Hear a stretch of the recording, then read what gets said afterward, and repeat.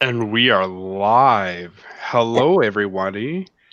Welcome, ladies and gentlemen. Hey, hey. Hey, everyone. So, what are we talking about today, guys? I think got a lot of stuff to cover.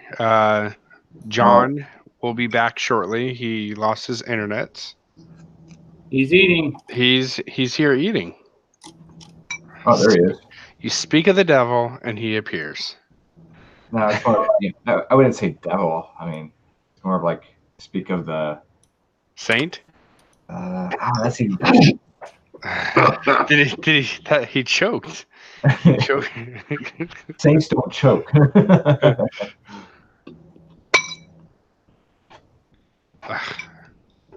They do in the Super Bowl. All right. What I mean? The last time the Saints were in the Super Bowl, they won. Yeah, well, to get to the Super Bowl, you know exactly what I meant.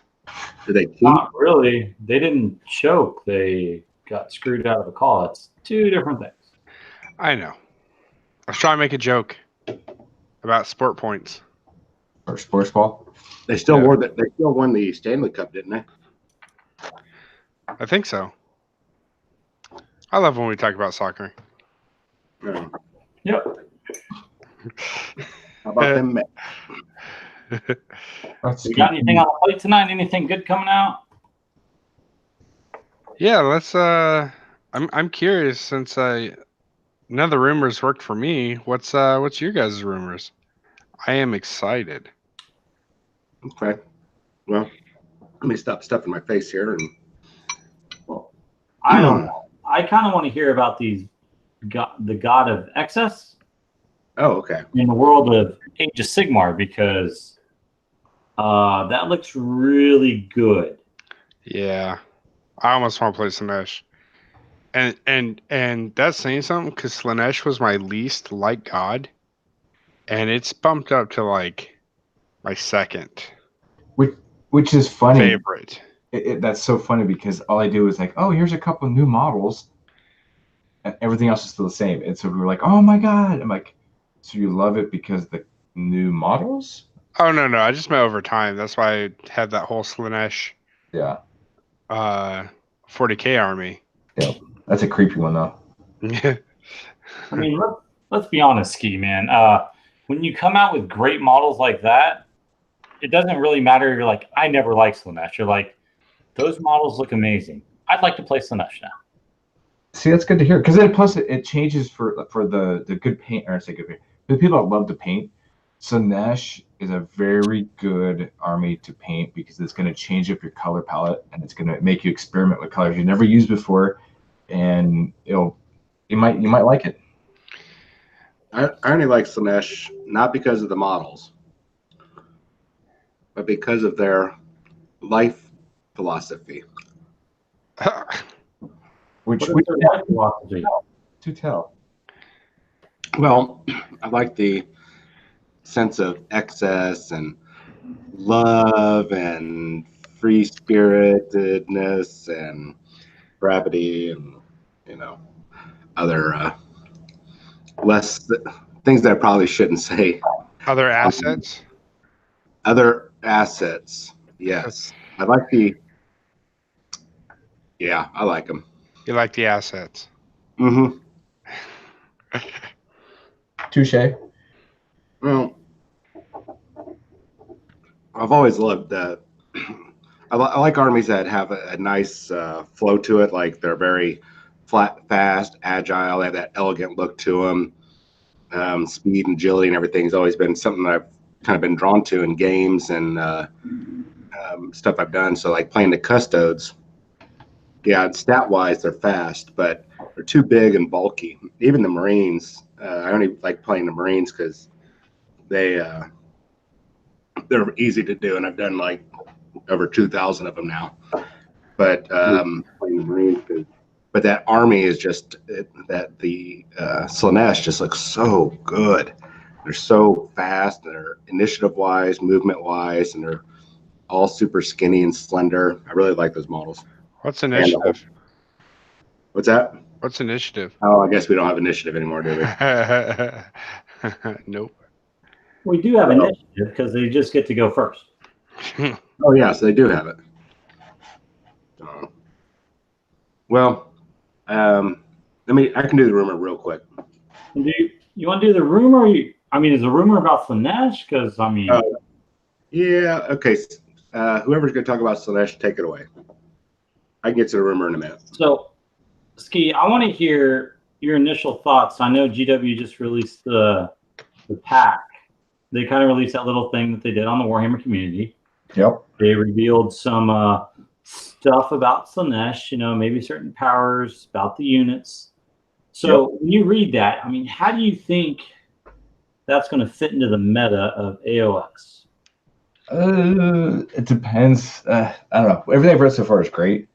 I know where Slaanesh is right now, and they're pretty fast, and they get a lot of summoning points, like right now, just as is. So I think, I don't know. It's hard to see. It's hard. I don't know what the characters on the table we're gonna do, because this is brand new, besides demonettes and demons. What's summoning points? The what is it called? The Depravity. What's that? Depravity. Yep, depravity. So every time you hurt him and take, like, if he takes damage without getting fully killed, he gets those points added to his summoning pool. And then if he does damage to you without killing you, I think, then he gets those points too added to his summoning points. And so the more summoning points you have for that certain army, then you can end up summoning different units. Cost so many points. I think it's similar to Blood Tithe. In a way. You do stuff to earn the points, and you can use the points to summon stuff. Yeah, and every army that does summoning has different mechanics around each version, and that's a lot of people. A lot of summoning is kind of broken in some aspects. Well, you still pay for the points. It used to be broken where different kind of points. Yeah, but no. What do you mean different kind of points? So you have to keep. You technically have to lose models to get it. So technically and everyone's got some sort of summoning table. Well, no. So like say a squad's 160 points. You're not paying 160 points for summoning a squad. It's these certain points, special points you earn to work off a chart, and then you spend those certain points in the summon stuff. Oh. It's not their unit points. Well, like 40K, if you got to summon something, you got to keep X points to the side, and then when you summon it, then that's what it comes in. Because I remember when me and TJ were first learning AOS, I was playing my Nurgle demons, and they're like, "Oh, I'm going to summon this unit. I'm going to summon this unit. I'm going to summon this unit." If you got the models, you just keep bringing crap out. It was ridiculous. Yeah, and you still have to have the models, of course, but it's the different types of way you summon and earn points, and that's what you spend. So like Khorne, for instance, their blood type points, I know they're new now, they've redone them, but it's like you can automatically dispel a spell, but you lose all your blood types. Up to 8 or something like that. So if you have 0, you can just keep dispelling? No, you use all of those points. Yeah, but it doesn't have a certain amount. So if you had 1 blood type point, you can still dispel. No, that's what I'm saying. Once you dispel 1, and you lose all your blood types. Yeah, if I have 10 in the queue and I'm trying to save it for a bloodletter or bloodthirster. So you start with a certain pool. No. Oh, Khorne is how many units get destroyed. How much blood you shed on the battlefield. You shed blood. Yeah, so he kills a lot, and then earns these points. And then there's certain things that you can bring it with certain points, or for Khorne too, there's different abilities you can trigger with so many blood type points. And one of the abilities is I think it's 8, but don't quote me, I don't have the book. Is that takes 8 blood ties, and say you have more, say you have 20. You use 8 to dispel something, auto dispel. Your whole pool is gone because it took all that to do that. Mm-hmm. I see. So with Slaanesh, they have a different way. They generate points very quickly.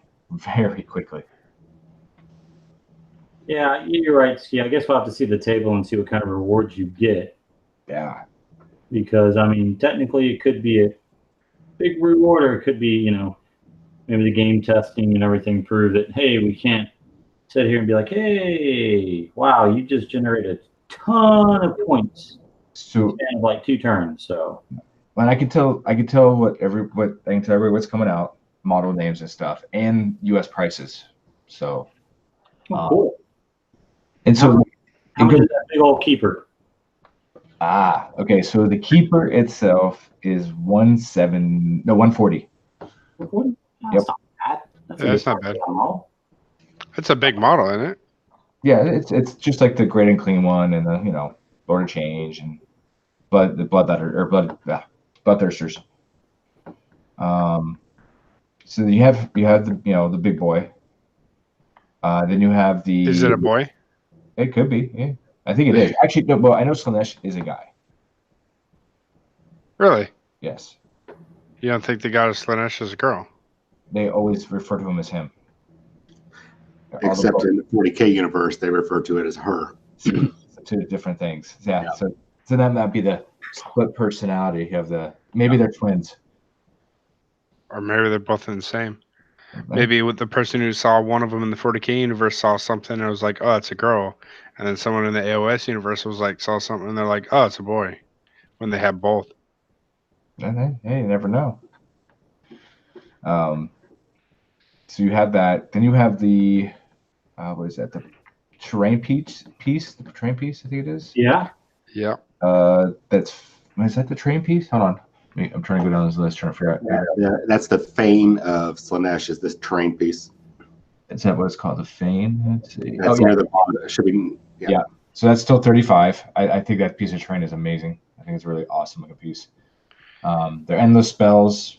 Again, 35, which is the hand holding the mirror or portal and the. Dude, I was almost 2 options of either cutting out that portal bit and putting an actual mirror, or doing a chrome, like this stuff right here, Spaztex chrome stuff, and putting it like chroming it out to make it super shiny.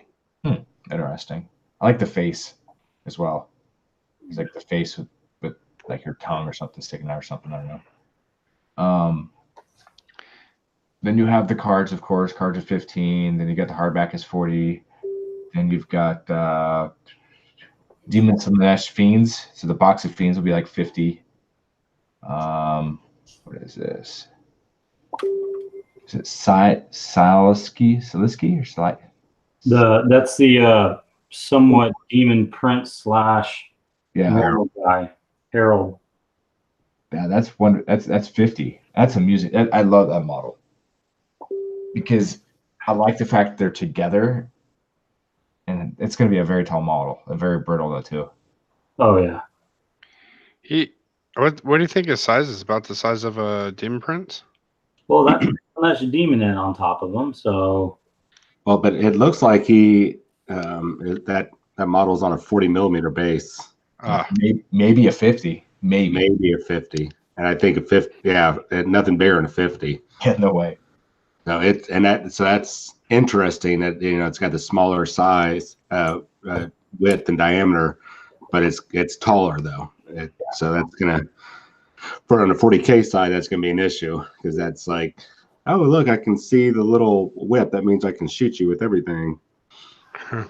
But the best thing about that model though too is it's not traditional demon prince. Yeah. Like that's what blows it away. It's just like everybody thinks he's a big, bulky, creatures with all this mutation, and then you see this model, and I'm just like, they blew it out of the water. So then you've got the demon / Slaanesh, the contorted epitome. Yeah, there. Thank you. I can't even talk today. That's another $50. A couple books coming out, and then I don't see. Oh, there's the mask, and then of course the new mask model will be 25. So, and the Enrapturous from the that Wrath and Rapture box set should be on. I think she's coming out at the same time. Okay. The one with the harp. Oh. Yeah, I was gonna ask this a harp one. Yeah, she should be going to her own, probably a box. I don't think it'll be a blister. It'll be one of those little mini boxes. Oh, hold on. That's Celestica, the Vengeful Alliance. Yep. They do have a picture, and he's next to a fiend, and he looks taller than a fiend. Good. Oh, nice. Oh, yeah, it's on the Warhammer community one. I was just looking at it. He looks bigger than a fiend, so Like taller? Is that what you mean?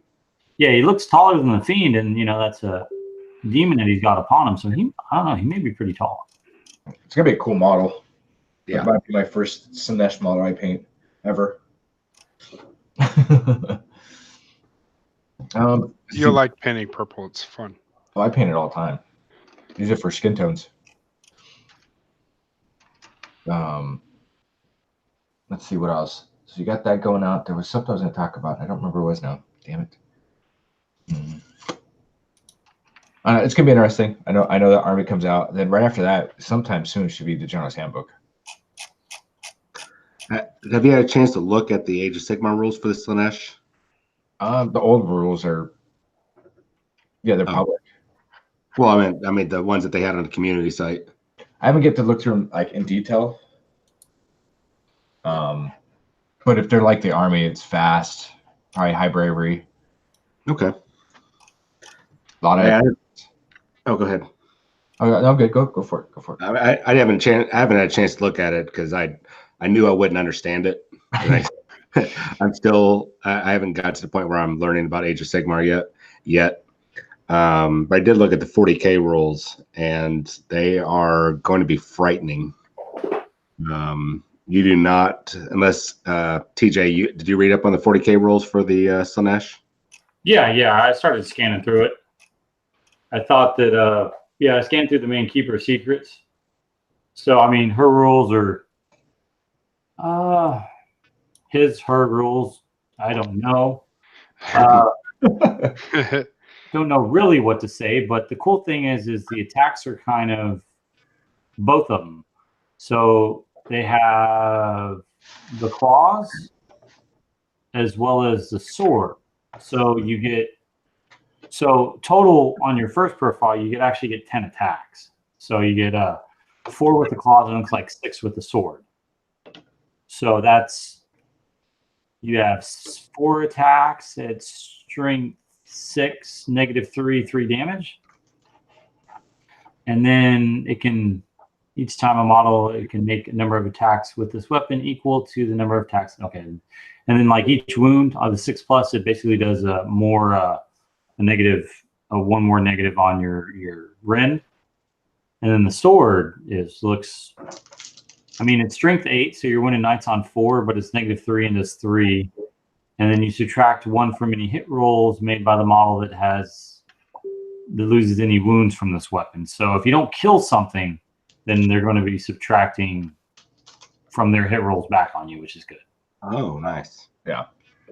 But they also give up some other stuff, I guess, was it a warlord trait or something of that nature that is called Sinuous Hand, or maybe a rule they naturally have, but it regains D3 lost wounds at the end of 5 phases if enemy models were slain by it, so it kind of regenerates, which is cool.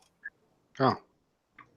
And then the massive, beautiful Shelexi Hellbane, I guess you could say, special name character. The Soul Spear looks brutal. Just really brutal because it's ×2 strength, so you're looking at what, strength 12, -4 AP and does D6 damage. And -4? Yeah, -4. And each wound roll of a 6+, you just do a flat 6 damage if the attack is on character. God. Which makes me sound like there's some sort of strat to give you a +1 on the wound roll, because it says 6+. So I'm not sure if that's a strat, maybe a warlord trait or something that it does to give you that 1. And then it's, subtract 1 from hit rolls made by melee attacks against the model, it looks like. And then you also get to subtract 1 from wound rolls against the model. So you're a -1 on everything you do to the model in close combat. which is pretty gosh darn disgusting, considering it's probably going to be the same stat line with 16 wounds and toughness 7. So, makes your probability I would shoot the living crap out of it. So, with lots of firepower. Now, oh god, here we go, Ski. This is the Vengeful Allegiance. Yep. Demon Prince Herald is how they describe it. So he moves. Yeah, he moves 9. Sorry, I was looking at the model and looks like a he. I thought it stated he. 2+, 2+, strength 4, which is the confusing part, but it's toughness 6, 8 wounds, 8 attacks, 9 leadership, and 4+ save. So now gets the real interesting part because he's got 2 weapons that you can attack with each for 8 attacks. The axe is +3 strength, -3, and does 3 damage, so strength 7.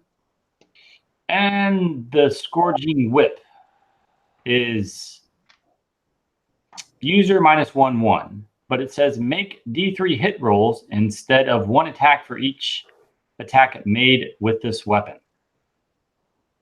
which would imply 8 times you get 8 D3 attacks with that weapon, which sounds disgusting. That's a lot of attacks. But what it sounds like is in the fight phase, you attack with one weapon, and then you get to consolidate and attack with the other weapon. So it's like, hey, I attacked you. Consolidation move. Move 3 inches. Attack again with the other weapon. Yeah. So, yeah. And of course, the combination of Herald and Demon Prince, they also combine the Locust and Prince of Slaanesh Aurora abilities. So you get reroll of 1s to hit and +1 strength. So he's really strength 5. All right. And then they have that beautiful terrain piece. And I'm sorry, in the 40K world, it sounds amazing, but until they make formations, maybe part of a battalion or something where you don't have to take an extra, what are those called? Fortification detachment? Yeah. Yeah. You have to take an extra one just to take a piece of terrain. Probably won't be used unless you're playing single faction and you're just taking a battalion because you're not worried about command points. I have a feeling they're going to get rid of that rule for terrain for you guys in the next edition. It should be like Age of Sigmar. Like, here, you're running Chaos, you can have one of these. I think it's going to be point cost, and it's going to be like you get 1 fortification per battalion or something, would be my guess. I'm hoping that's how it'll be. Point for it, though, because I think free terrain that buffs your units in 40K would be just sick if you didn't have to pay points for it. They could do it right. Because with us, we have to stay around the terrain, but we are all about assault for the most part. The problem with 40K is they sell a lot of terrain like Aegis walls and other things like that, to where like that's still on sale. So if I were to have an Aegis defense line and I didn't have to pay points for it, all of a sudden I had an Aegis defense line and I'm like, yay, free last cannon, free twin last cannon. Or here's the readout for, the Wall of Martyrs. Oh, look, I have 8 last cannons. Have fun with that, guys. And it's free. No, but I think they need to do it like Age of Sigmar, though, where it's like if you're playing that certain army, they make a piece of terrain just for that army, and the mechanics just work for that army. Yep. That's how they do it. But like you said, you have a restriction because you want to do close combat and you have to be close to it. Well, in 40K, there's plenty of units who can just hang out by that, be buffed, and shoot. And then they can make it and fix it, and almost like the Dwarven Forge, where it does this little minor thing. I mean, I don't think I think it's okay. +1 to your prayers, if you're wholly within, I believe, and then there's a one-time use ability you can use, and then that's it. Like there's, they can do that to the 40K. They can find the rules and manipulate it where it's not broken. They can. Yeah, but since I've been playing Warhammer, I mean, you've always had to pay for your terrain. Like if you got the Aegis defense line or anything like that, always had to pay for it. But just take it, hardly ever. Yeah, I know, but that's what they're going to do. They're going to be like, "Ooh, we have a way to make money. and print some gorgeous terrain for 40K, and people are going to buy it for their armies. If they're dedicated army stuff, they're going to do it. Yeah. I mean, I just think I think really the drawback is if, because most of the time, most of the people I know, we all play match play. Yeah. Competitive to semi-competitive, but it's always usually, try to bring good stuff and let's have a good game. So, but I think in that scenario, like having a free piece of terrain, because, I mean, if you want to take the piece of terrain, then, and it's got some good side effects, then it's okay. But, it's like this one, it adds 1 to psychic test and deny the witch from this model, that's huge. Roll 1d6 each time the model suffers a mortal wound. On a 2+, the wound is ignored. So if that's a buff or something else, or if it's a buff to like a psyker or something, that's just ridiculous. I mean, like, so every single thing I see for rules for this thing is ridiculous. So I mean, like, to make it free, it's just, I think 40K, like, if you want to make the tax a little smaller to take it, but I still think like 40K has always been about points. Yeah. And so I just think that you're going to use points, and, the way that narrative play goes and open play go. I mean, like narrative play, because a lot of times they use power level. Power level, it tries to make it fair, so it looks like you're most as balanced as you can be. So, and even terrain pieces cost power level. So I think it's just one of those things. I think that's a great dynamic for Age of Sigmar, which helps make Age of Sigmar a different game than 40K. True. So I think GW is going to, even though some of the rules can be very similar to both of them, I think GW still wants to take essences of Age of Sigmar and just have that over here and then have this over here. But there's enough commonality that if you want to play Age of Sigmar, you can go start it and you can kind of know the basics of movement and everything else. I don't know. That's just my personal opinion on it. I feel like picking up AOS was definitely, it's really easy coming from 40K. It actually felt like 40K, but simpler, like way simpler. I'm gonna have to side with Ski on this one, though. Games Workshop has been slowly moving closer and closer to getting these games to speed up. And if you look at a 2,000-point game of Age of Sigmar versus 2,000-point game of, well, actually, let's be honest, it's almost like 2,300 for 40K. Age of Sigmar plays incredibly faster. It's to the point where 40K has to have time clocks, and we have to extend that time by 30 minutes. And I think that's a mechanic that GW is going to, I think they're going to try to fix, but they're moving more towards, you have to remember that they're a model company, and they're moving more towards that experience of getting terrain on the table and people using it, because they know that people don't use it for its intended purpose. They'll put it out there as a decoration or line of sight blocking. But Age of Sigmar, I don't have numbers, but I would say with how quickly they sell those terrain pieces for the army, somewhere in marketing they're going to be seeing those numbers, and they're going to be like, well, we need to be transferring this over to 40K as well. And will it be free? Yeah. Maybe not, but there might end up being a slot in. You might end up seeing something change in the next edition with detachments, where you are able to take that army, that army specific terrain piece, Dedicated. Yeah, maybe not right now, but and see, this actually works out too if you think about it. So say, we'll use Age of Sigmar, Iron Jaws. Of course, we don't have terrain. Okay, we don't even have endless spells. But as Iron Jaws player, you have to state Iron Jaws to make everything that's not a character or hero battle line, which AKA means troops for 40K. Yeah. If I go Destruction, then I lose that ability. Now let's look at the Grots. The Grots have the moon.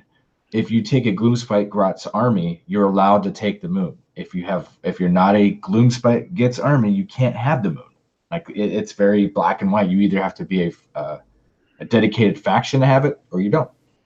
Well, they have that in 40K right now. I mean, for Death Guard, or for is it just Death Guard, TJ, or is it Nurgle Demons? And the tree. Okay, so the tree can be taken by Death Guard as well as I think Chaos Demons. Okay, and that's the same way in Age of Sigmar. But here's the thing that maybe, like, there's a lot of soup, right, in 40K, even in codexes. So for one example, so that means if, I'll just say this. Slaanesh is getting one. Khorne just got one, right? Let's say they come out with Nurgle's got some trees, right? Yep. And then the only thing we're missing is something from Zinch, right?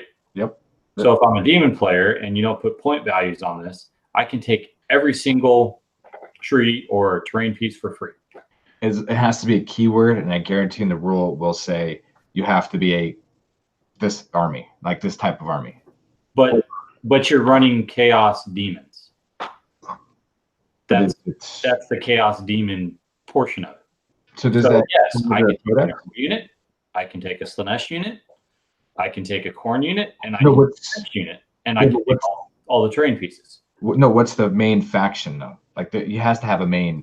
There's no main faction. I'm playing chaos demons. Just chaos. I can take any mark of God and anything I want in chaos demons. It doesn't have to be Slaanesh. So Age of Sigmar on one hand, they have a Slaanesh book. They have a Khorne book. Yeah. They have a Nurgle book, right? Yeah. So, but I think just in general, like, listening to a lot of the podcasts and too of GW, they want to keep some basic elements of the game separate. Yeah. And I think that is something that has a great distinction between 40K and Age of Sigmar. Is Age of Sigmar, I get cool terrain because there's hardly any terrain on the board. That gives me buffs to my army, and then and then the gameplay is completely different because really, I ain't gonna lie, I mean, Age of Sigmar, is your shooting phase like 15 minutes, or is it like a minute? Majority, it's pretty quick. So in 40K, on the other hand, the gameplay is completely different because I need to shoot. Then, as an afterthought, it's I need to get in close combat. Mm-hmm. But in Age of Sigmar, it's I need to go up there, shoot you if I can, do some psychic spells on you, think about what I'm going to do, make the right charge moves, and then make sure I pick where I'm going first very successfully. Because if I screw that up, then I could actually lose on my own charge. While in 40K, it's, I shot you. I did some psychic phase. I shot the crap out of you. I'm going to charge you. And guess what? I went first. So unless you want to spend 2 command points, my entire charging force gets to go first. So I think those are the two different drastic parts that make the two games completely separate, yet same at the same time because the phases are right. They have basically the same stat lines with ballistic skill, weapon skill, and stuff like that. So, I need a 2 to hit you. I need this. This is what I need to win. This is what I need to win. It makes it nice and simple. Yep. But I think that if they start bleeding too much into the others, then I think people start they won't like their particular fantasy or science fiction game as much. I just think they're going to try to keep them separating both ways. Gotcha. Well, and when you brought up the whole who goes first and everything, I wanted to point out that for Slaanesh, I like how they wrote this rule to clarify something. Because remember, we had all the issues in the Khorne book, and they had to do that whole section and stuff. Oh, yeah. So, I just found, let me find the rule. But basically, find it. That's not it. That's the whip. Nope. Here we go. There's the host. Is that it? Nope. Let me find it. Okay, here it is. So, locus of version, I think it's called. Can attempt to divert the enemy's units in combat, force them to fight at the end of the phase, by which time they. Okay, so this basically what this is going to allow you to do. I'll just read the full rule. Actually, I'm going to read what they said before the rule.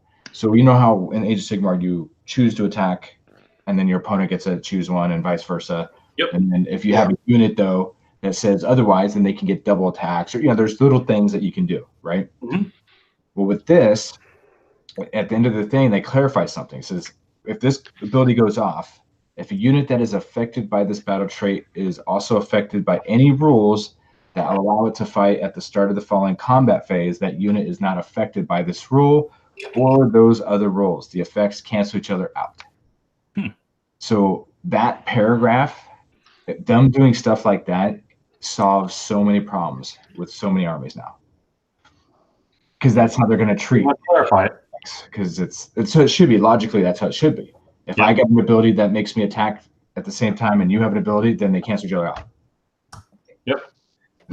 That'd be. But so yeah, that was just kind of cool that they're finally GW's learning. They understand Americans can't read things the right way sometimes because they have their English that they use. Yeah, we have our rebel English that we use. Our every other transport. The other cool thing that I see this, I can't wait to see if they change the depravity points, the way you get depravity points for summoning, because they have what is this, an ability? What is this called? Escalating Havoc. At the start of your hero phase, you receive D3 depravity points if any friendly invaders host units are wholly within enemy territories. If 3 or more friendly invader host units are wholly within enemy territory, at the start of your hero phase, you receive D6 depravity points instead of D3. What the heck? So that sounds like you need to keep them out of your zone. Yeah, they'll be there a turn or two. They're quick. But they have a way to generate depravity points without doing damage, which is really interesting. Yeah. I'm definitely thinking on their chart, it's going to be pretty heavy to use stuff, though, you know? I hope so, because right now you can pump out a lot so quick. But does Slaanesh have a caster? They do have psychic powers, right? They have a caster? Isn't it? They're going to be, for both Age of Sigmar and 40K, they are going to be having lots of casters. I think for Age of Sigmar, they got 3 different ones, and I imagine it translates the same over to 40K. Well, I think it's casters, though. I think it's the rule where someone let me look at the app and see if I can find something real quick. Yeah, no, I was just seeing if they were going to, have to cast endless spells and then have to spell them. So I was just trying to figure out the tree, the depravity tree, to see if they would have to do anything interesting on that. You know what I mean? Yeah. When I was reading on one of the community things that said that they have 3 wizards. Yeah, and I'm just going to look them up real quick because I know it should be in here. I love how they call them wizards. Yeah. So It's like Harry Potter's out there casting spells. Well, because you have your greater demons, exalted greater demons of Slaanesh. They're wizards and heroes. Okay. You've got the let's see, that's not one. You're a wizard, Harry. Not that one. Keeper of Secrets. Keeper of Secrets is a wizard. You're a wizard, Keeper. And so we'll have to see what the I don't want to be a wizard. Demon Prince has, because then they had was it the Lord Slaanesh? No, he's just a hero. Never mind. Which one is it? Oh, it looks like we only have 2. They only have 2 wizards? It looks like.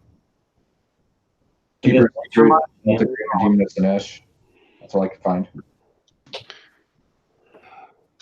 So you think they're trying to reserve casters primarily for Zinch?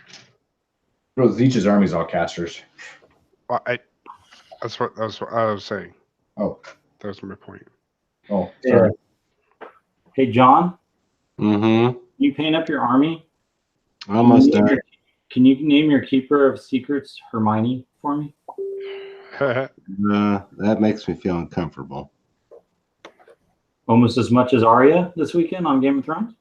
I haven't watched Game of Thrones, Yeah, so I haven't seen it. Don't spoil it. Don't spoil. What the heck is wrong with you people? I'm waiting till the whole season's done because I get to do so much more stuff during that peak time because everybody's watching stupid Game of Thrones. I can do more stuff. It is not stupid. And my wife at dinner today was sitting there and she's like, I want to watch Game of Thrones. Because she wants to see it. I just don't want the Lemmings part of it. Where they have to see it on Sunday at 5 o'clock or whatever the day comes out. Like oh my gosh, like I have to plan my day around it. I mean, it's cool. Everybody has their hobbies. I just can't stand that. Oh, I watched it. It was an hour later. Oh, see, you're fine then. Yeah, because I was like, oh, I didn't know it came on at like 8 or something or 9, and then I was like, I'll just wait till it's over, and then I'll just watch it on stream. Yeah. The new Dwarfs, by the way, the book is amazing. How are they competitively now? I haven't seen them on the table yet. So, but just looking at it, they're gonna have different builds. I can guarantee it. But man, the unit that's going to be surprising is the is it the Berserker? Which Berserkers are they? Tyler said he stopped watching at season 3. He's going to binge the whole thing. Who did? Tyler. Okay, the Hearthguard Berserkers, because they have 2 wounds, 4-inch move, 8 bravery. They have a 5-up save. But they have the 2 wounds. Also, they have a feel no pain. Basically, roll dice each time you allocate a wound or move a wound to the unit. You add 2 to the roll if there's a friendly Fire Slayer hero next to them within 10 inches. And then on a 6-up, the wound or more wound is negated. So basically on a 4-up. So if they have heroes there. Yeah. So they have a 2-up, 5-up, potentially 4-up feel no pain. And their throwing axes, they're whatever. It's more their Berserker Broadaxe, 2 inches, 2 attacks, 30 hit, 30 wound, -1, 2 damage. You know what it sounds like? And then you need to tell Simo to get his army back out so you can play and figure out how good it is. Then it's the Flame Strike Pole Axes, 2 inches, 2 attacks, 30 hit, 30 wound. There's no rend, and it's 1 damage, but if they roll a 6, the attack inflicts 2 mortal wounds in addition to the other damage. So potential 3 damage versus potential 2 damage, but these guys are gonna be nasty. Thank goodness. Now, Sword Slayers are not disgustingly awesome in close combat. Something is severely wrong with the game. Oh yeah. But again, it looks good on paper until I see it. You know, you never know. Like the Chaos Beast book is a great book, but there's certain aspects that we thought would be really awesome, and they just weren't up to par on the table. So. Don't say that, Ski. Don't say that. Just lie to me and say they're good, and it's gonna be awesome, TJ. Just lie to me. Right? Mm-hmm. Tell me I'm pretty, even though I'm not. Just tell me. Oh my god. The Grim Wraith Berserker, 6 wounds, 4-inch movement, 4 save, 9 bravery. You roll dice each time you allocate a wound or mortal wound to this model. Add 1 to the roll if there are any enemy units within 3 inches of this model. On a 6-up, the wound or wound is negated. At the end of the combat phase, if the model is within 3 inches of an enemy unit, roll a dice. On a 2-up, make a paladin move with this model, and then attack with all melee weapons with this model again, basically. And then it has, if this model is slain before it's removed from play, it can make a paladin move and attack. So always getting attacks everywhere. His Firestorm Great Axe, 1-inch range, 4 attacks, 3 to hit, 3 to wound, -2, 2 damage each.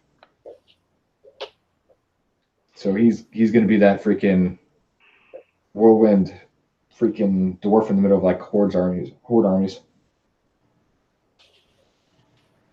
So he's basically Gotrek.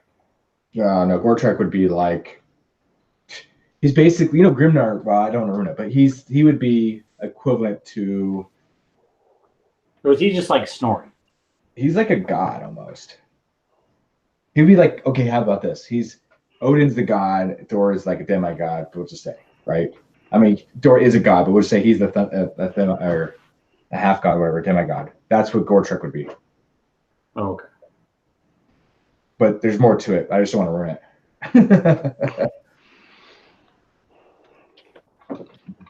Okay. But yeah, so that's looking good. Dwarfs are looking good, and like I said, on the General's Handbook, and then hopefully some destruction iron draw love. Not free peoples. The peoples of the freeze.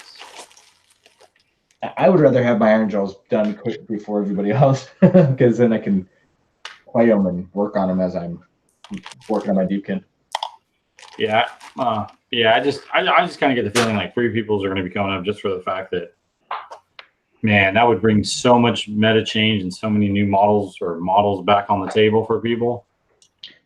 And when I thought about something, and this is just me theory crafting again, I stopped and looked at all the models for free people, and I looked at the models for the dwarves, and I just thought, I said, it'd be great for them to put them in the same book, but I think the free people are going to be no longer free people. I think they're going to do a completely new army, and that's going to be next year's release.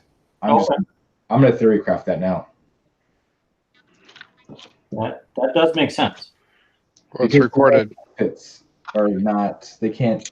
They're historical outfits, so they can't do much with that. Yeah.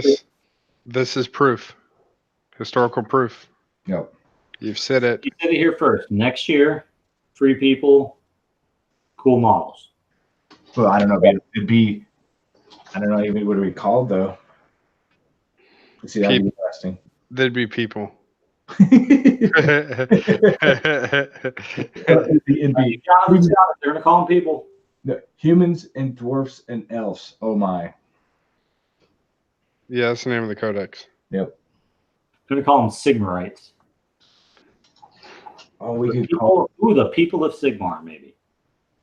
the sacrificial lambs. How's that? Oh man, they're repopulating the world, man. By the realm gates. Well, Sigmar's freedom. And the I reason love Sigmar. He's my favorite. And the reason I say next year, because again, you have Iron Jaws, you've got Bone Splitters, you've got Beast Claw Raiders, you've got Sylvaneth, Seraphon, all need updated codexes like they've been doing.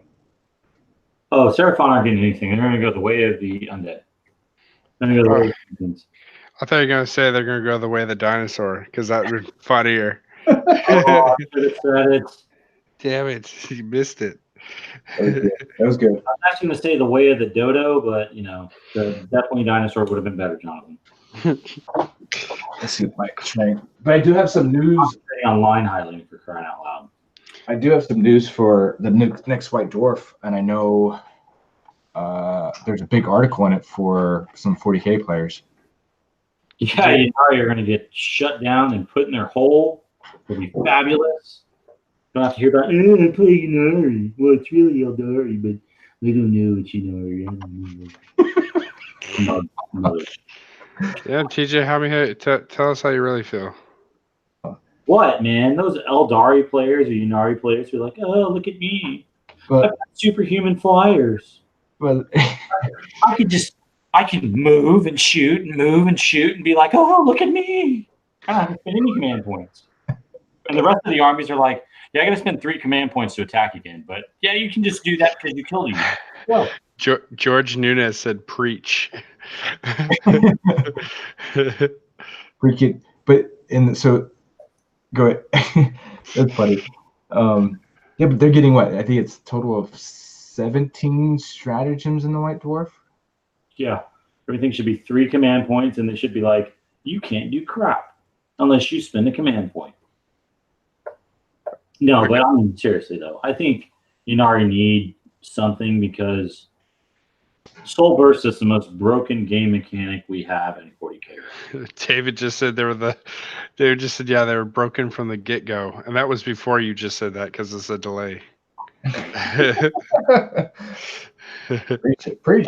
Broken from the get-go. David is right, because literally, I think when the writer who came out with Soul Burst in that game mechanic, he had no clue what he just did to the 40K universe. So some of us that have no clue what Soul Burst is, can you explain? So, Ski, let's say you're playing Iron Jaws, right? Okay.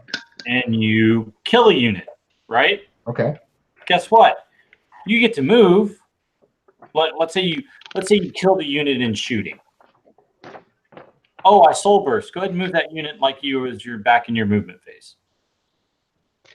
Or, oh, look, I killed a unit in close combat. I'm going to move. Or, look, I killed a unit. I think I'll shoot again. It's just one of those things you look at it and you're like, dear God. Because every single thing else in the game, you have to play command points to do any of that. So it's just a broken game mechanic. It's kind of like who's that one writer that wrote all the rules for those codexes that everyone hates? What's his name? Matt Ward. Yeah, Matt Ward. Yeah, Matt Ward. It's kind of like, hey, Matt Ward, what are you going to break now? I wish you'd write Grey Knights again. Yeah, I wish you would too. Then I'd be able to use my damn army. Make Grey Knights great again. Do you have any rumors before? Yeah, just because I've read your chat, so I'm just saying. Do you have any rumors? Yeah, I'm going to get off here in a second. I'm not feeling too well. Let me jump in real quick here with the rumors. Everybody knows that more Primaris stuff. Well, it's been rumored that more Primaris stuff has been in the pipe, coming down here pretty soon. And I don't know if it'll be out this year. From what it looks like, is that we could be seeing it in the fall. I was told or I read, and both, I guess. We have a vehicle, a light hover vehicle coming. Oh, okay. Like a normal transport. Yes, I saw a blurry image. They take it from a potato, It could have been a potato. Yeah, they have their potato camera. Oh yeah. Yeah. Then it looks like it's very slimmed down. So at first I thought, oh, it's just part of the repulsor, but I looked at the repulsor tank. I looked at that. It's not the same thing. That totally different body. It almost reminded me, if you guys remember, way back in the day, Don't tell me the Eldar Grab tank. The what? That Eldar Grab tank? No, I was thinking of something like this type of grab tank. Yeah, the deodorant. Yep. Yeah, they do. What's that? Like the 30 deodorant one, right? Yeah. Very slim down. I don't know if it's a transport or if it's like a little mini gun tank. I think it might be a gun tank. Or speeder. There was a spot for a turret. It's a land speeder they've been putting in. They put in the test tubes and was creating it for 10,000 years, just like. So, I think it's got to be a transport with Razorback-like capabilities. Yeah, that's what I kind of gathered. It was like a hover Razorback. Probably no transport capabilities, very slimmed down. It's probably going to be reminiscent of a lot of the Horus Heresy style vehicles and such. Because if you'll notice, these Primaris Marines are kind of adopting a lot of tactics and formations, all very reminiscent of their Horus Heresy Legion days, where you have squads all with special weapons, all with heavy weapons, instead of the mixed squads, like tactical squads. Didn't Thunder Warriors back in the day, wasn't that how Thunder Warriors operated? I don't know. So besides the grab tank coming, I read flyer. There's a flyer coming, a small flyer. Cool. Nothing big. It'll be a small flyer, which it very well could be one and the same thing. I doubt it. This one I don't put a lot of stock in, but Primaris Bikers. Oh yeah. That was not from the same information I got from my gal, but it came from a different source. I don't put a lot of stock in that. I think that's wish listing. I've heard the same rumor from one of my sources. It was very small. It was just like a beep. And of course, if you haven't already kind of figured it out, coming down the line, it'll be box sets for eliminators, suppressors, and infiltrators.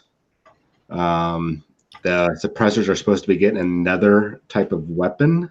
I don't know what that means. So, I mean, I know what it means, but I don't know what weapon it could possibly be. So that'll be interesting. Could my guess? Plasma. No, actually, my guess was Last Cannon. I was just making fun because they put plasma on everything. John, you know what I think? You said suppressors. You know what popped into my mind? Heavy bolters? Nope. Onslaught cannons.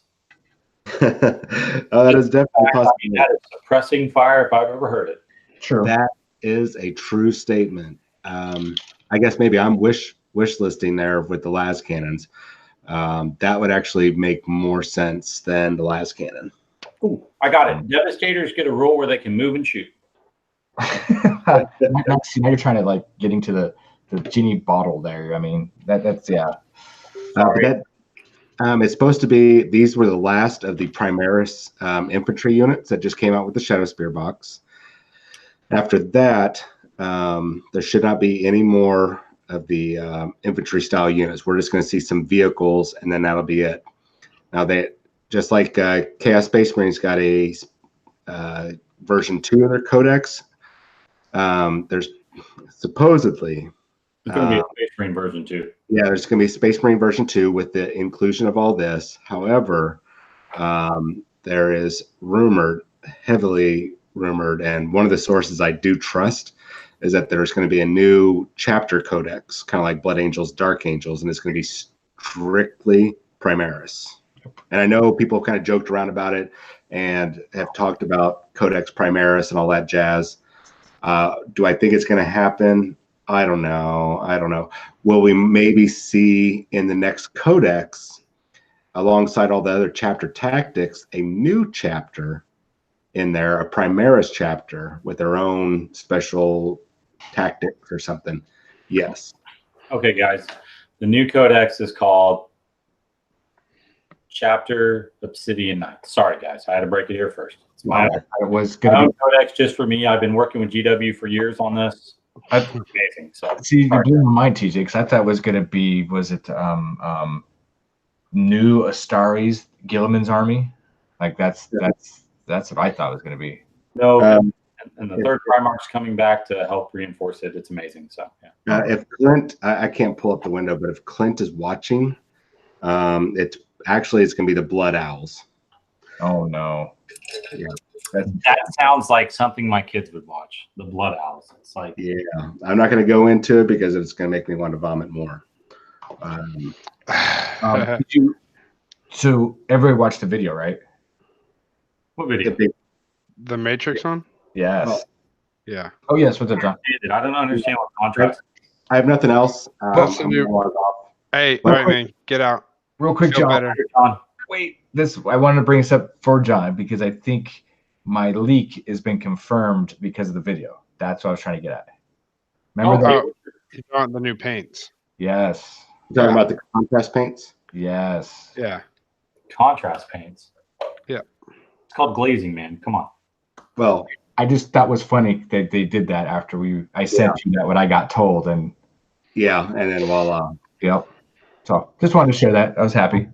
All right, Y'all guys. are amazing people. I'll see you guys. All right. Good Later, night, man. everyone. Feel better. Damn, these are dry. What did Ski just say? Anyway, yeah, the contrasts are supposed to be the new paints. Yup. I guess it's gonna be some sort of cool glaze. Sounds good. I wonder how it's gonna work. Well, you're gonna put some on your brush and then you're gonna put it on the model, Jonathan. What? It's No. It's how it works. And don't forget to water it down just a hair with Lamian medium. Why do you got to use hair? Huh? Why do you use hair to water it down? I said Lamian median They said water it down just a hair. because that's a saying, Jonathan. Just like oil. Ay. Like nun oil. It's an oil made from nuns, people. Oh, I thought it was like none of your business, you know? John's gonna send me pictures of salamanders. That'll be amazing. Yeah, but I'm going to be transported the way John kind of described it, my guess is it's a transport right, but it's going to have like 2 features, like kind of like a Razorback. You can either take like 5 Primaris in it, or you can take like 10 because it's, duality, right? Yep. It's going to have a turret, or it could just be like, hey, you have to take a squad of 5 Primaris in it, which will be like, oh, I guess. So I guess that is command cool. squad. New vehicle and the new Primaris Codex comes out. That'll be amazing. I'll be right on it. But- Jonathan will be right on the Primaris board. Yep. Yep. I'm right on the Primaris train now. Yep. Yeah, but So- that means Lion comes back as the traitor. Then we have a civil war, and Yep. then Dude, I'm hearing so many rumors about that. It's unreal. About how the new box set is going to be 2 Space Marine factions, mhm. and I'm thinking the Dark Angels are going to finally show their true colors. Yeah. Because they've you been saw, fighting for the real Imperium the entire time. but you saw that comic, right, from the Inquisition. I don't know if you guys saw it. There was an Inquisition comic that was showing, basically Inquisition's like, I will prove this truth. I will, reveal them how they are. And it had like all the Dark Angels, and it had them with demons. He's like, I've seen them fight with the demons, and like all this stuff, and had all these things about seeing, kind of their shadiness. I was like, oh dang. Well, I mean, I'm hearing another Months of Shame would be. I think I hear that coming again. Wait, what? Y'all talking about something? The Months of Shame. That's what's going to be the new Months of Shame is going to be Dark Angels versus probably Ultramarines. Yep. It'll be Space Wolves on the other side, and Dark Angels are killing them off because they're worked by chaos. Now, me and TJ kind of talked about this last week off the air. Oh, did you? What would this blow your mind? Okay. So this new box set is supposed to be Marine on Marine. Okay, cool. We can go regular Marines or fighting back against the Primaris Marines. That could who doesn't even matter what chapter because that's that's 2 different worlds. Okay, yeah. Or you have again like Dark Angels are fighting Gilman's army because of the whole secret with so maybe some Inquisition like you said, or it's Dark Angels versus Space Wolves, and it's Lion and Russ in the same box set because, yeah. Do you think they're gonna stick Primarchs in the box set? Nah. Hey, That would blow my mind That's what I because was thinking. because that box set would go up to a lot of money. Or would they do the box set with Lion with a little bit of Marines, and then the next box set it's Russ with a little Marines? Yeah. Or what I'm thinking is you have the Lion and the Dark Angels versus guys that are painted completely black. It's kind of a demon Primarch with kind of like a demon guy running around with them. Maybe a slight demon prince kind of guy. Running around black. Is that Obsidian Knights? No, they're dark blue. They're midnight blue. Oh, sorry. My bad. Painted black, and who consider themselves are also AKA something about like what happens when you lose your balance and you do something like you fall. Yep. That would be an amazing box set though. Yeah, that would be. Fallen finally becoming the good guys, No, like a cool rule set. That would be kind of cool too. Or it's the whole Dark Angels chapters versus line. I don't know. Well, I mean, it's gonna be a good box set though. Marine on Marine, that's huge. yeah. Marine on Marine would be amazing. So we'll just have to see what they do, man. It'll be interesting. But I am very excited because I am getting closer and closer to a tournament in San Antonio. Yes. Which tournament's that? Alamo GT. Oh. So I'm very excited about this because, I haven't been able to play for a while. So, and then I'm very excited because, our FNP Pro team is going to be up there. Yep. There's a lot of guys up there. So that'll be cool. And we get to go hang out with the guys from Red Star Gaming again. So peace out. Word up to you guys if y'all are watching. But I mean, I am very excited. I get to do a maybe we get our first game in. Yeah. So but I think it'll be real good. This weekend I'm going to go up and play against one of our FNP Pro members, David, aka the Tiskin Podcast Man. So he's going to smash my face in with either Thousand Suns or Corn or whatever chaos thing he decides to bring. Oh, he's doing that Zeech thing. You know he is. Yeah, he's gonna smash my face in. So it'll be good. We'll test play the Alamo mission pack, which will be good. So we can be ready. So as one of my secondary objectives, I'll take your whole army gets destroyed. You get 4 points. So that'll work.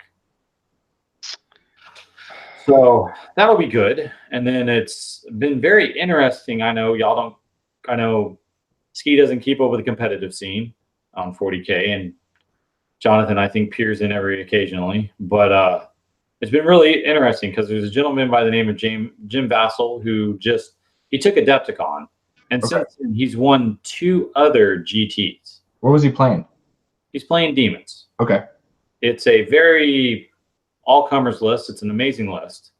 I would not know how to pilot it, but he's actually on Scary, who runs a channel. He actually got a game with them and they filmed it.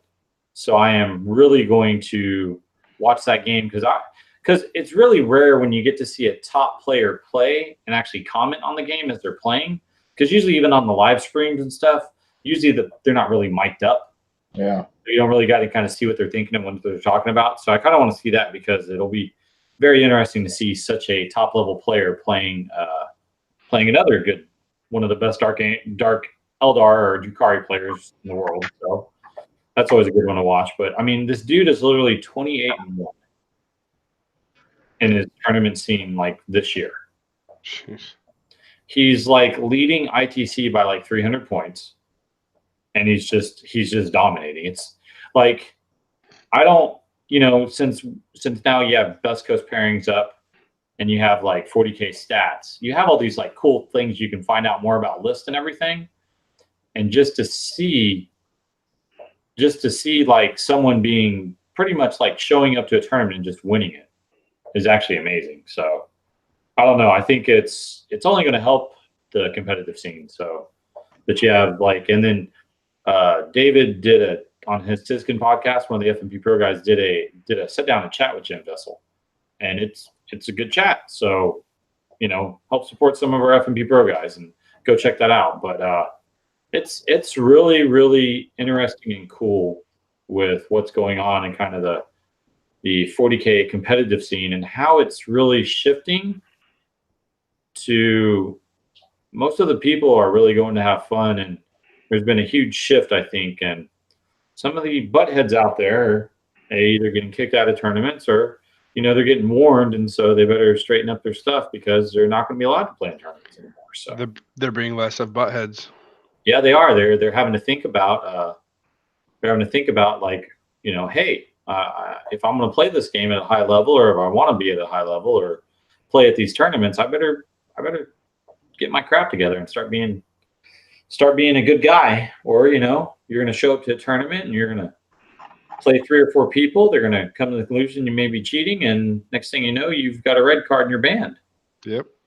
So we actually have David in the chat. He's going to be he's part of the Red Star group and going to be helping host that. I actually need to talk to those guys and about getting a live table set up too. Yeah, I just don't remember if that place had Wi-Fi. So I think it did, but it wasn't. I don't know if it was super good. Yeah. So yeah. Why not? That'd be a cool thing to do. So. Yep. Because I know at Warzone we have a whole table set up that's on the wall where we can actually plug in and Ethernet in as well. Oh, cool. So we got that reserved. That'll be good, and then you can get the top tables over there. That'll be good. Yep. I'll play the first game. That way, it'll get it started off, and then after that, hopefully we'll see some FNP Pro guys over there playing on the top table. Yep. But no, I mean, like it's kind of cool being down here in Texas, man. We got a whole bunch of good tournaments coming up, one every month for the summer. So it's a lot of good traveling and a lot of meeting a lot of good people. So it'll be a lot of fun. I can't wait to go up to San Antonio. So it should be very exciting. And they're all like an hour or two away. Yep. You got Alamos in San Antonio. Yep. Mm-hmm. And then June's the El Paso one, which is actually the more and more I thought about it, it probably wouldn't be that bad to go to. Because Southwest has like a lot of flights that go out there. So it may be kind of pretty cheap to pick up a Southwest flight. Because I definitely don't want to drive that crap. Yeah. So yeah, June is a busy month, so I won't be able to make it out there. And then July, you have Warzone. Yes, we do have Warzone. And then August is Wargames Con, which is another good tournament. Oh yeah, a lot of fun down there. Yeah, so it'll be an exciting month. I mean, I'll be talking more about the list I'm building and stuff I'm building. So, and then paying attention if they release a new Space Marine Codex, because I would not want to pick up one of those at all. No new Space Marine Codex for TJ. That sounds ugly and distracting. So.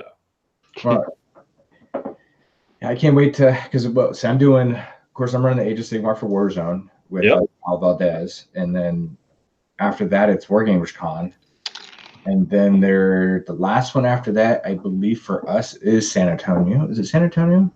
Oh, that's right. San Antonio has one, right? Yeah, we have a separate one. I think they're doing, and that would be last of our circuit. Would be one after Wargamers Con. I just can't remember. I think it's San Antonio. Could be Dallas. No, I think it's San Antonio. But yeah, and then of course we're already planning Adepticon. Right? At least I'm going next year. Okay. Yeah. Nice. Painting competitions for Creature Caster. I am doing it. I'm getting some models and going to enter. Hopefully he'll let me enter in the new blood, because I've never entered anything like this, like in this level ever.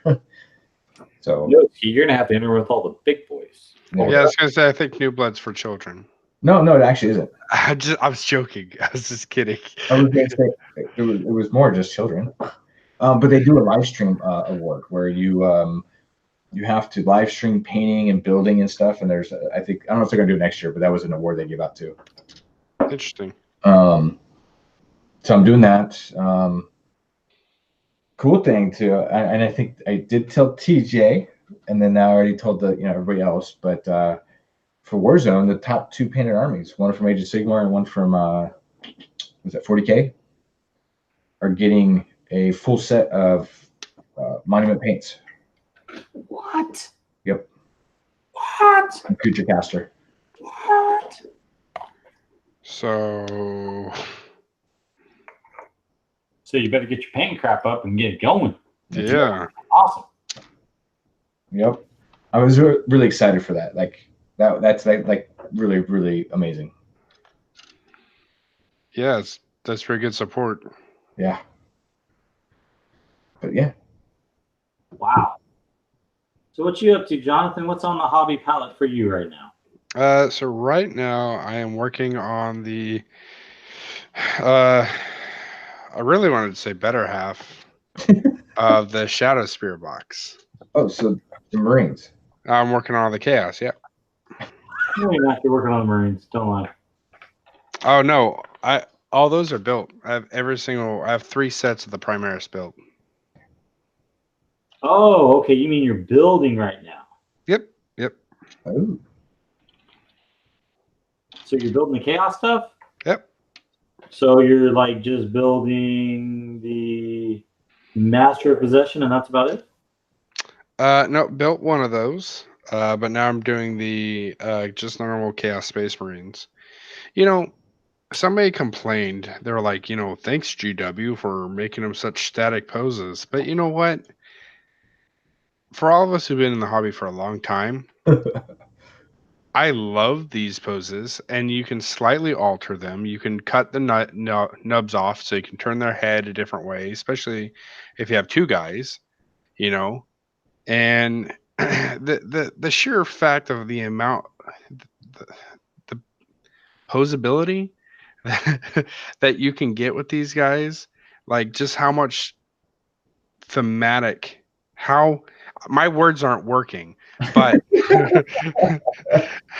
how thematic they look in comparison, to the normal dudes that were like this.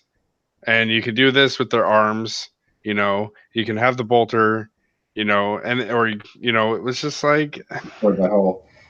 and yeah, great. They were all universal. So you clipped your whole sprue and you had your arms, you had your chests. Great. But they have nothing on these models in comparison with just, they're so cool looking.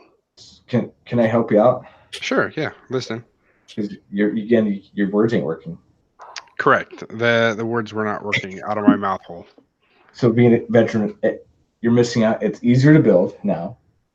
It doesn't take a forever to build. The posability. No.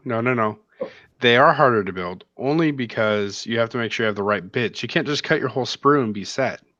Before, you could just snip off the whole sprue and have, well, there's chassis, there's the back piece. Yeah, you need to follow directions. That's what it's for, Yeah. Okay. But the posability or thematic poses or their character, the story each one tells now is different than the old Marines. Correct. Yeah. Well, and back when you built your you built your own, and I don't know, man. It's easier. I like it now. I just like it because there's so much more detail on the models too. Oh yeah. Well, I built the forge for the Fire Slayers. Oh, nice. Looks good. Yep, little dinky little. It's a heck of a lot smaller than I thought. Oh yeah. Because the picture they make it look so massive, I thought it was going to be a lot bigger. You want to see comparison? Check this out. Dude, okay, so why isn't it very big? Yeah. So you got the moon, and then you got the anvil. Let's do this.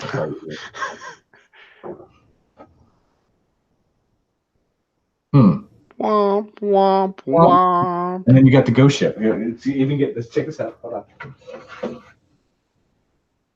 See if I can fit all three. See, I think it's just gorgeous, though. I like that bit. So, let's see if I can get them all on the camera shot here. There's a disparaging difference there. Yep. Now, of course, the ship could be 2 halves. So that's, they're still bigger than the forge. But it's a ship, too, I guess. And this is a rock formation, so I guess that has to be bigger. Yeah.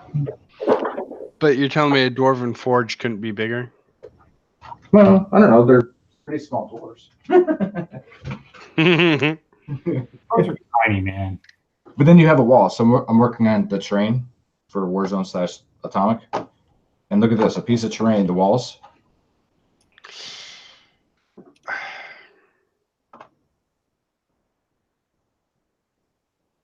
Use words, Ski, so it pops on you. Oh, words? Got some words? No?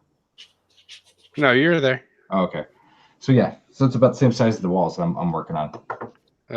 It's still a cool looking model. I can't wait to paint it. No, don't get me wrong, it's cool, but yeah, I'm actually kind of disappointed with that size. Yeah. That was a perfect "that's what she said" moment, but it's okay. Wow, I would never say anything like that. That sounds like a horrible insult. There was something else. What was it? That's just far too easy, Jonathan. Which you were setting that up way too easy for us, man. It is true. I didn't mean to set it up, but it just worked out as a setup. That's not what she said.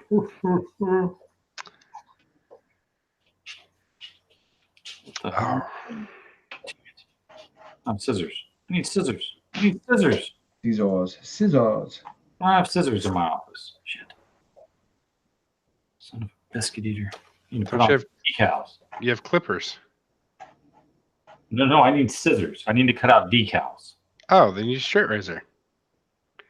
Yeah, Cut it on your cutting mat. No. That gets foul and gross and nasty. Doesn't work. Makes it all dilapidated. But since I don't feel like getting scissors, I'll try it, Jonathan. There you go. That's how I get them out. But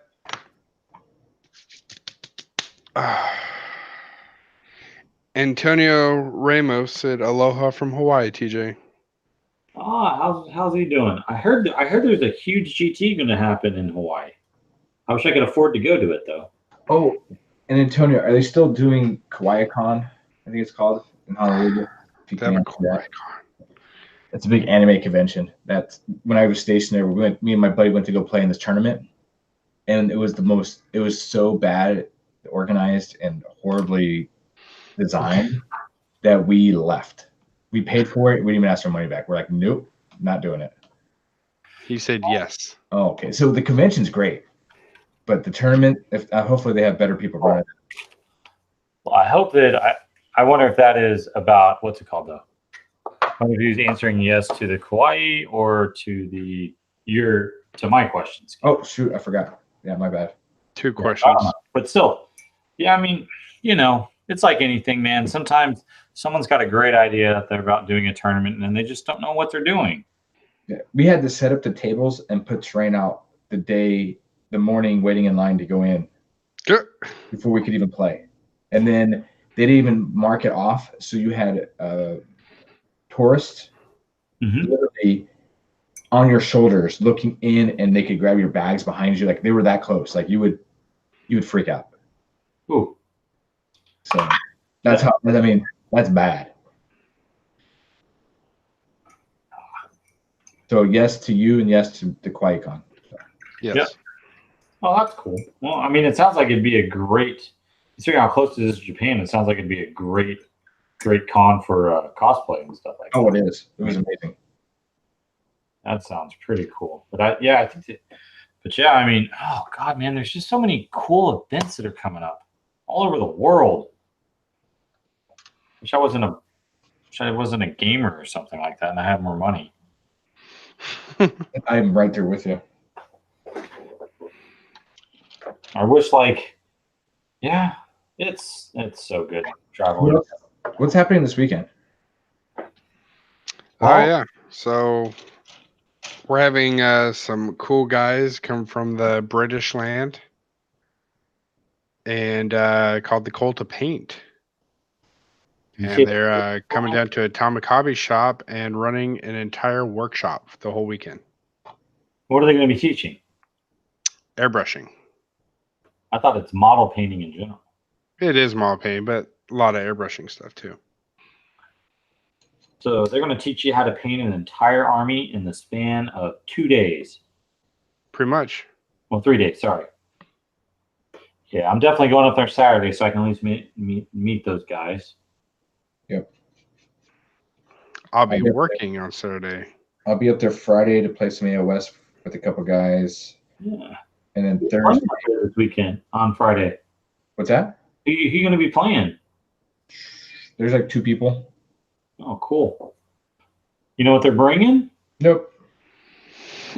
No clue. You're just gonna wing it, Ski. Yep. Just gonna throw out. I'm dominant. I don't even care what you bring. I'm just gonna smash your face in. No, I'm just gonna be like, yep. My orcs are in walkers until they fix them. Sounds like you need to you can do it, Ski. You gotta have faith, man. Oh yeah.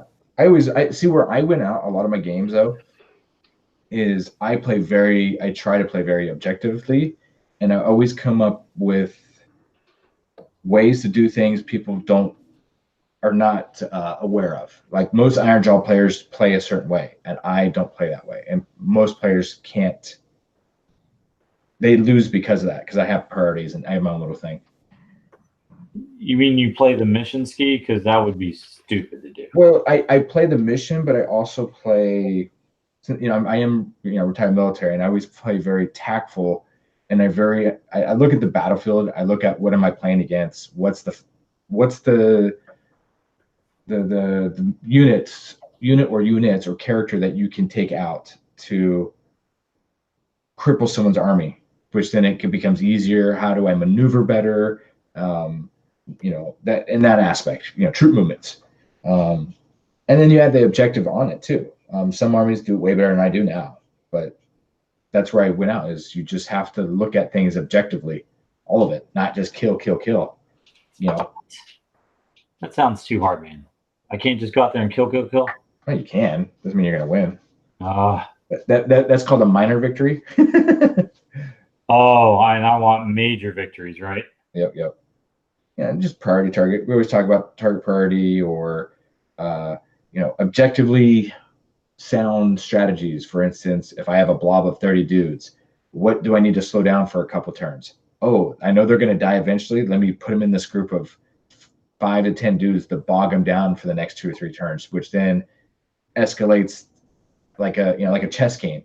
Like the domino falls, whatever, and it keeps each one falls because you have this plan. And so if I do this, I can do this. So you have to think like that, in my opinion. But the hard part is you got to think that way with the opponent you're playing, and every army is different, and the way you react to it is different. That sounds like sound advice. Yeah. I think everyone in the chat should definitely listen to that, no matter what game you're playing. It sounds like that's good advice on how to play these games. If you're playing against a summoning army, he's going to beat you objectively, like out the gate. So you have to figure out a way to stop it from happening. If this army is quicker than your army, they'll be in close combat in 2 turns versus your 4-turn or 3-turn. How are you going to react to that? How are you going to position yourself to counteract and make him do less damage than he could do? Stuff like that. It sounds like he needs to give me a lesson on how to play Age of Sigmar. That's all I'm saying. I've always thought, with the new way they're going with Age of Sigmar, I really think it's a lot more tactical than a lot of games out there, because everything matters, in my opinion, everything you do. So, you have to make cheat sheets for yourself so you don't forget to do something during a hero phase, or, take down notes about certain armies, like kill priority. Look at the mission. Do you have a notebook or something you keep track of that stuff in? A little book. I like that idea. Yeah, it just helps you so you don't forget. You get older, you forget shit. Excuse my French. Then when you have a brain injury on top of it, I have to do everything I can, But it keeps you on your toes, man. You play the missions and play your army. So when someone plays an orc army, what do they expect? Oh, you're a dumb orc, you're just going to charge up to me. No matter if it's, or you're a dumb orc and you're just going to shoot 1,000 shots at me while you move the table. Like, that's what people think of. You're just going to advance. Yeah. But, what's that? That is very true. If you play an orc player, you're like, oh, you're an idiot. Yeah. You're just going to stand over there and wad me the entire game, and I'm just going to crush you because you're an orc. And it's like, Iron Jaws were supposed to be quick, which is, we're kind of slow nowadays, but always everybody expects the whole charge. We're close combat army. Well, yes, we are, but there's more to the game than just close combat. So,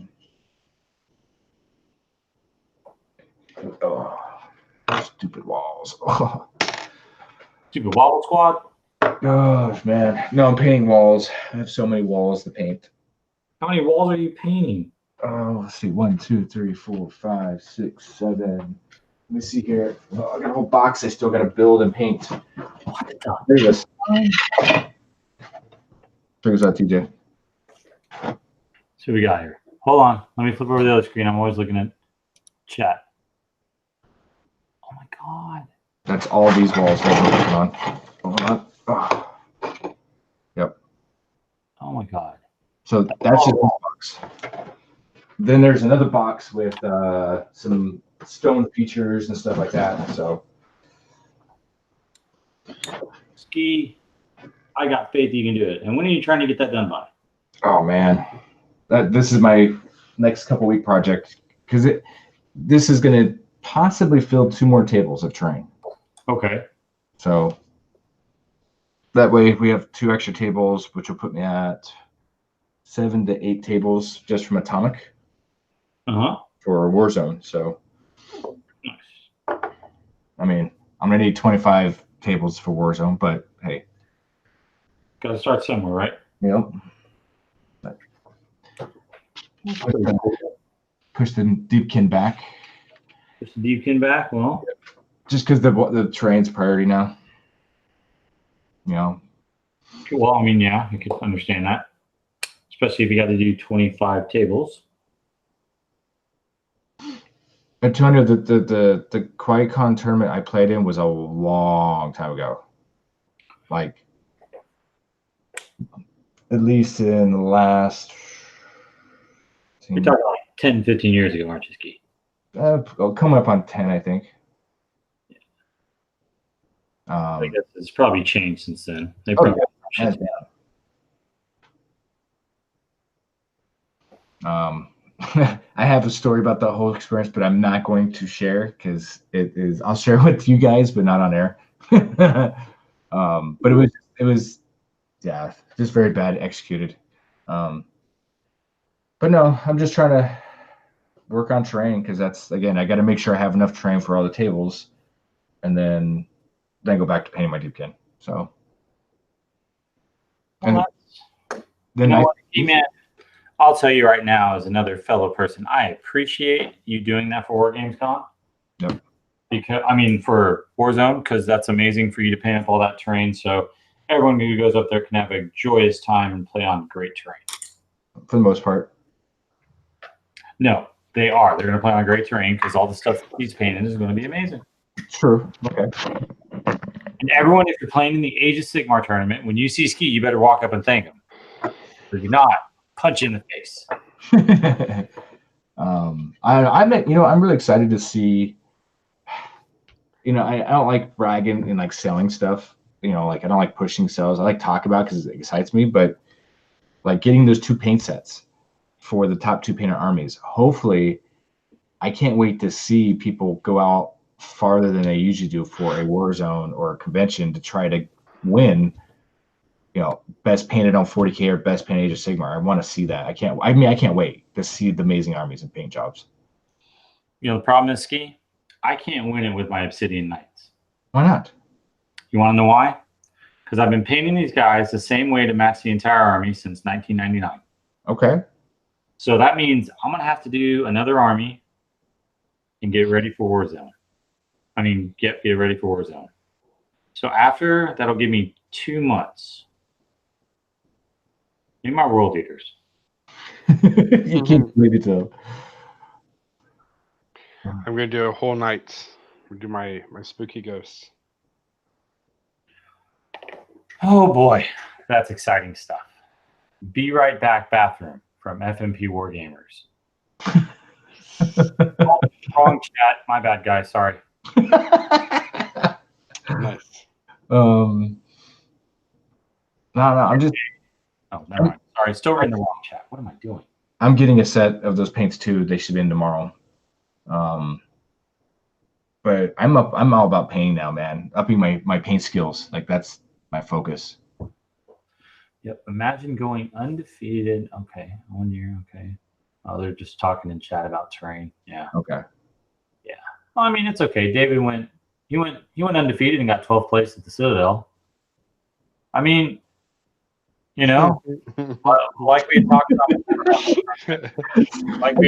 before about the tournament, that it was very similar to kind of how they used to run the RTTs and stuff back in the day. So yeah, there was a lot more points than just winning. So, but yeah, I think he got a trophy though for it because I saw him posted. He got a trophy. So David, you got a trophy for best general. Was it a trophy or a piece of paper?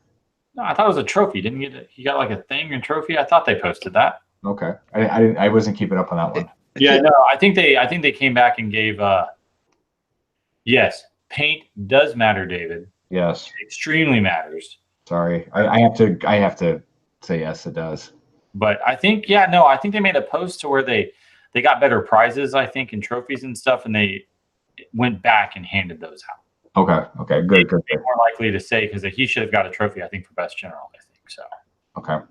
At least there was a David, and I thought that's this David, but it could be another David. There's multiple Davids out there that play 40K. There's only one Tyrone, though. So. Because maybe when I was running my Space Force, I was called David. You know. You were called David? Yeah. I would have called you Well, Ski the Bloody Handed. well, our Nurgling is named Dave, See, so we're all Daves. I gotta go back to the Citadel and see if they pulled that up. Dave's not here. okay. Well, I mean, all right. To be fair, on David's side, it's comedic to say, imagine going undefeated and then not winning. But You know, like, you oh, won't. That's like a victory. Who cares what you get? Think about it. everyone goes for the trophies. Everybody wants something, huh? Everyone likes putting trinkets up.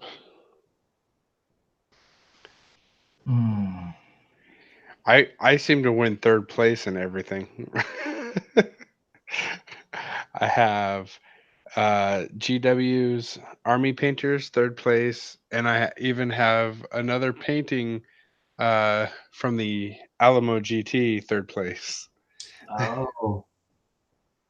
I'm gonna apologize to David. I did see there they announced it for Heat 1, and they said the trophies are in the shop for RJ and the other gentleman who won, and they're also to announce Best General. So my bad.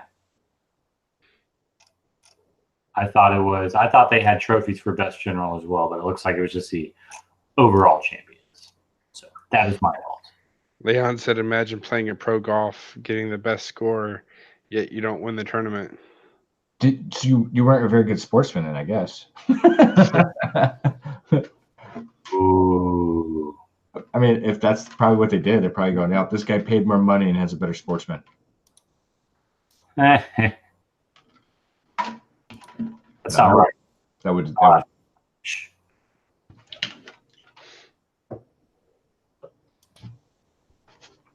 So there's two things I want to talk about real quick. So one of the first things is, so I donated to the ITC Patreon to help support them so they could keep the website up and running.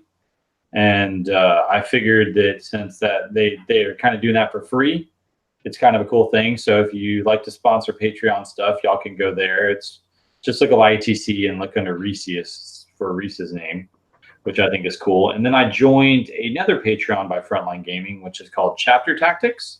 Mm-hmm. It's run by Pablo, and it's all about competitive Warhammer 40K. And they go over just every week. They have a weekly show, and Patreon people get to ask questions.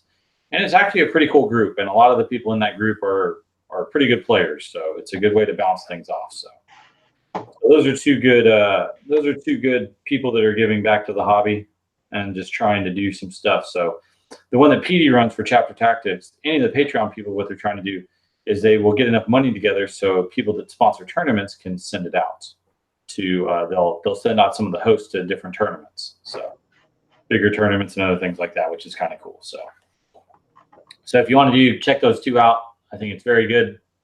They one is a content that helping organize competitive 40K gameplay, which is definitely something I think that we need if you want to play competitive, because it's good that they did the guidelines. They come out with really good missions that I think are perceived very well across the board. And, they keep track of all our scores. And next thing you know, at the end of the year, someone wins a big, gigantic trophy for being like the best person in the world, which is kind of cool. Because I think last year they had 12,000 people played in different ITC events. That's pretty cool. So, guys, check those out. And that's all I got to say about that. And like a box of chocolates. And that's all I got to say about that. Yeah. So, what do you think about the prizes that people got for the mystery box winners? I wish I won.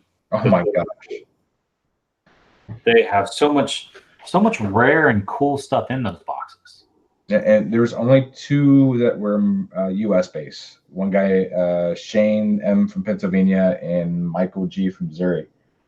The rest were Dosberg. Oh wait, sorry. There's 3. Forgot Michigan. Ethan K. from Michigan.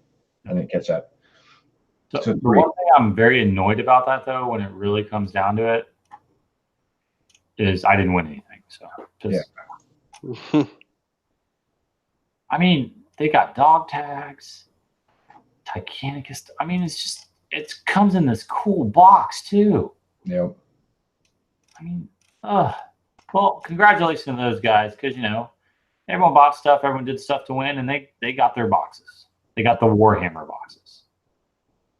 Yeah, was it the War Master limited edition box things, whatever it was? Yep. It is cool. And the one thing I will say about this whole entire mess is GW, you still haven't released the damn FAQ yet.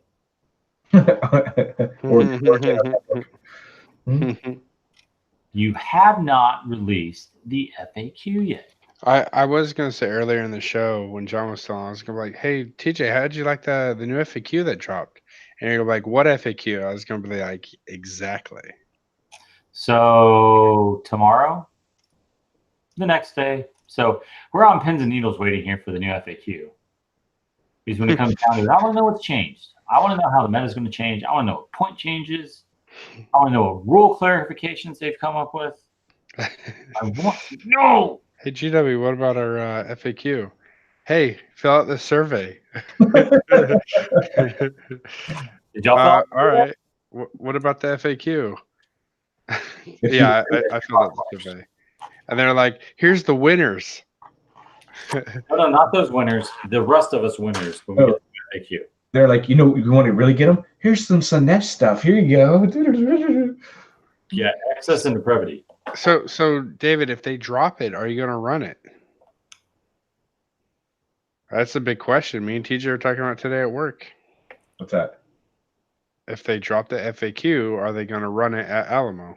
Oh. Well, according to the rules, they're not. So they're just going to keep up with the old stuff. But man, at least maybe if they don't want to do the point changes, I hope if there are some rule clarifications, they at least run those.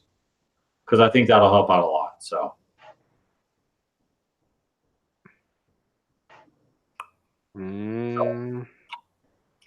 He might be tight-lipped about it.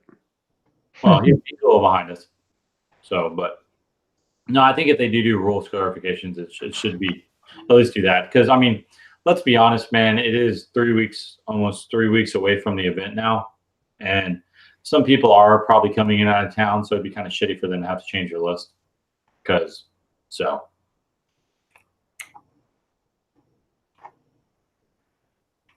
Well, we posted the 20th would be the last day, but if they play, yeah.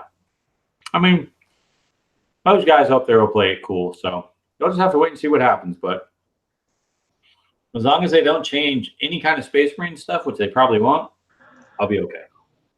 All them knights and get a boost in points. Yeah, they're gonna get a boost, all right. Yeah, boost right in the ass. Yeah,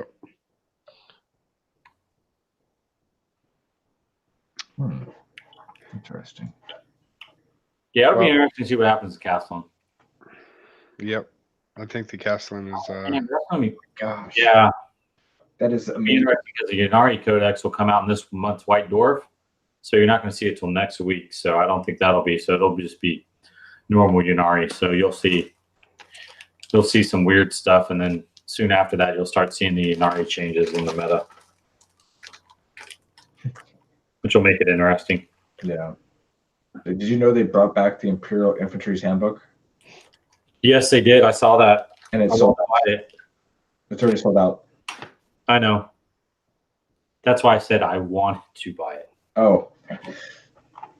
It's temporary out of stock online. Mm-hmm. No longer available. Damn. GW looked at me and said, "Hey, TJ, you want this? Too bad." Well, it did the same to me. I didn't realize that. They're like, "Hey, we need money to pay for this guy, this intern we got. How do we do that? Hey, let's do a quick running of Imperial's Handbook. Go sell it quick." Hold it. Did you say he's got Astros?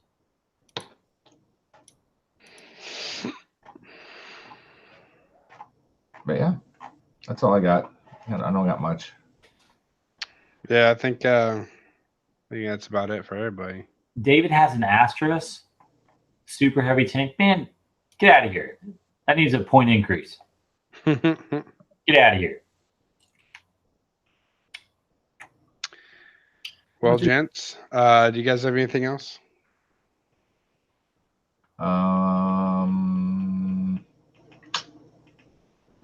Good ski?